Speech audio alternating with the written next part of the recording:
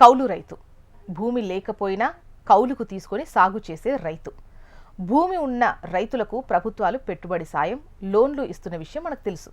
అయితే కౌలు రైతుకు అప్పు పుట్టడం కూడా పలు సందర్భాల్లో కష్టమవుతోంది. అయితే కౌలు రైతులకు 1,00,000 వరకు రుణం ఇవ్వాలని నిర్ణయించింది ఏపీ ప్రభుత్వం. ఆ దిశగా చర్యలను వేగవంతం చేసింది. ఇప్పటికే ఆయా జిల్లాల అధికారులు లబ్ధిదారుల జాబితాలను సిద్ధం చేస్తున్నారు. రైతులు వ్యక్తిగతంగా లేదా సంఘంగా ఏర్పడి రుణాలు పొందొచ్చు. ప్రాథమిక వ్యవసాయ సహకార పరపతి సంఘాల ద్వారా అందించే ఈ రుణాలకు అర్హతలు ఎలా నిర్ణయిస్తారు, ఎవరికి ప్రాధాన్యత ఇస్తారో ఇప్పుడు మనం తెలుసుకుందాం.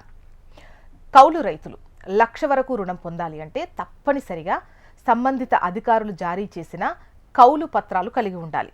ప్రాథమిక వ్యవసాయ సహకార పరపతి సంఘాల పరిధిలో నివాసం ఉంటూ వాటిలో సభ్యులై ఉండాలి. సొంత ఇల్లు ఉన్నవారికి ఈ రుణంలో ప్రాధాన్యత ఇస్తారు. కౌలు పత్రంలో సాగు చేసే భూమి ఎకరా కంటే తక్కువ ఉండకూడదు. రుణం పొందిన రోజు నుంచి ఏడాది లోపు అసలు వడ్డీతో కలిపి రుణం మొత్తాన్ని తిరిగి చెల్లించాలి.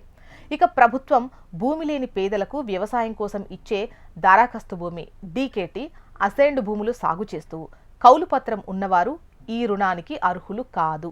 అలాగే సాగు చేసే భూమి ఎకరా కంటే తక్కువ ఉండకూడదు. ప్రాథమిక వ్యవసాయ సహకార పరపతి సంఘాల పరిధిలో నివాసం లేని వారు, సభ్యత్వం లేని వారు రుణానికి అనర్హులు. సొంత ఇల్లు ఉన్నవారికే రుణాల మంజూరులో ఎక్కువ ప్రాధాన్యత ఉంటుంది. త్వరలో ఈ నిబంధనలకు సంబంధించి పూర్తి క్లారిటీ రానుంది.